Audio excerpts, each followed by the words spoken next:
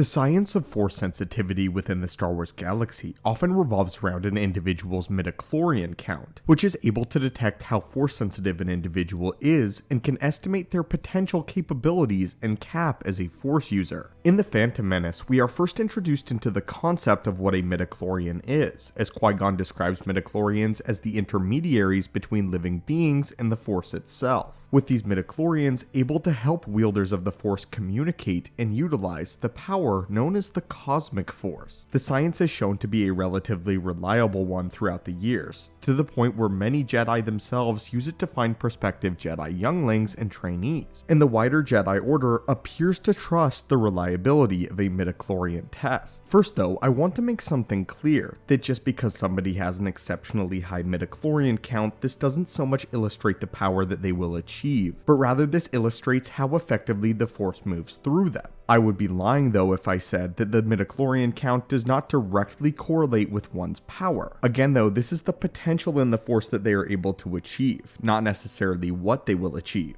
Obi-Wan Kenobi, for example, was cited as having a below average midichlorian count for a Jedi, and is still one of the most powerful Jedi of the era in Star Wars. Another brief note to mention here is that we will not be counting force entities, like the priestesses of Dagobah or the family of Mortis. Likewise, there is a certain degree of inconsistency within the estimates of certain individuals and their midichlorian counts, meaning that we'll have to guess, and so some of these values are the closest approximation that we were able to uncover based on multiple different sources and a general consensus. So with that out of the way, acolytes of the Force, let us begin. For reference, the average midichlorian count for a non-force sensitive human is usually around 1500, and this would cover regular humans with no force sensitivity at all, beings such as Lando Calrissian, Bail Organa, and essentially any other being in Star Wars that is not noted as force sensitive. The very weakest of the Jedi Knights usually have a count of around 6000 to even be considered at all for Jedi training, as it was highly irregular for a Jedi Knight to have a midichlorian count lower than this 6000 estimate. And these are some of the weakest initiates in the Jedi Order who barely qualified to be a Jedi in the first place. Average Jedi midichlorian counts for members of the High Council are usually estimated to fall within the ranges of 13 to 15,000 midichlorians per cell, with highly skilled and talented Jedi Masters like Kit Fisto, Plo Koon, and even Obi-Wan falling on the lower end of this range in all actuality though, which proves that a very powerful Jedi Master can still have a relatively low midichlorian count. It has been estimated that these three all have around 13,000 midichlorians per cell, making them a little bit below average in regards to the rest of the Jedi High Council, or even a normal Jedi.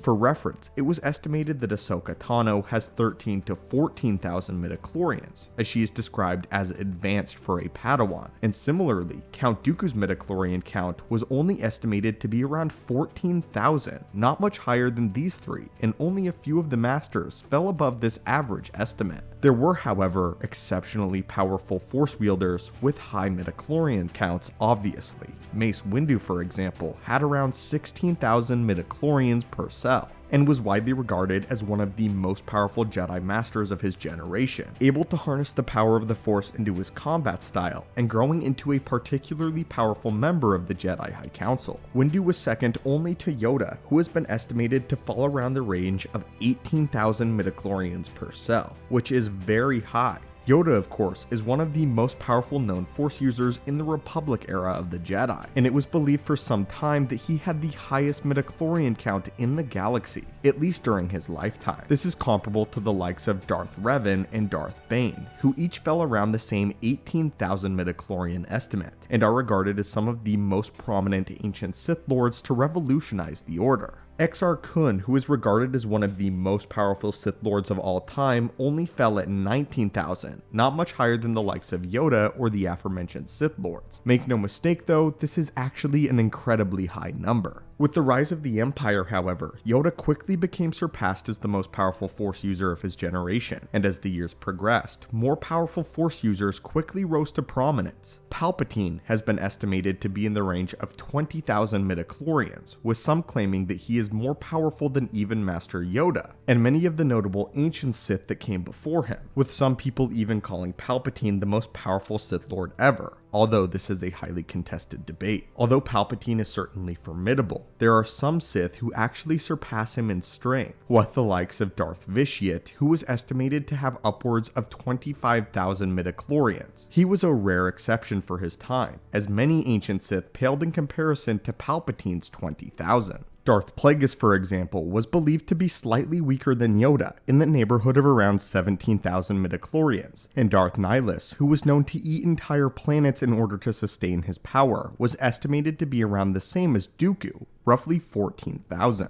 putting Darth Nihilus firmly in the range of an average Jedi Master. As the Empire rose to power, however, so too did the twin children of Anakin Skywalker, who each had incredibly powerful Force potential in their own right, as the offspring of the Chosen One. Luke and Leia were both born with some of the most powerful human Force users in the galaxy. Some have speculated that the Force potential of Luke and Leia comes in just under that of their father Anakin at around 23,000. However, others have cited that it is absolutely equal to that of Anakin's. In Legends, this meant that Luke was capable of several incredible feats of Force strength, and he quickly rose to power as one of the most powerful Jedi in history, guiding his new generation of Jedi into a new age. While Leia never explored the fullest extent of her Force power, she too had the potential to grow into one of the most powerful Jedi in all of Star Wars history, and would have been more powerful potential-wise than Yoda, Palpatine, Revan, and some have even speculated even her brother if she decided to take this path, with some citing that Leia may actually have had a slightly higher midichlorian count than Luke. Although, of course, this is just speculation and not something I necessarily believe.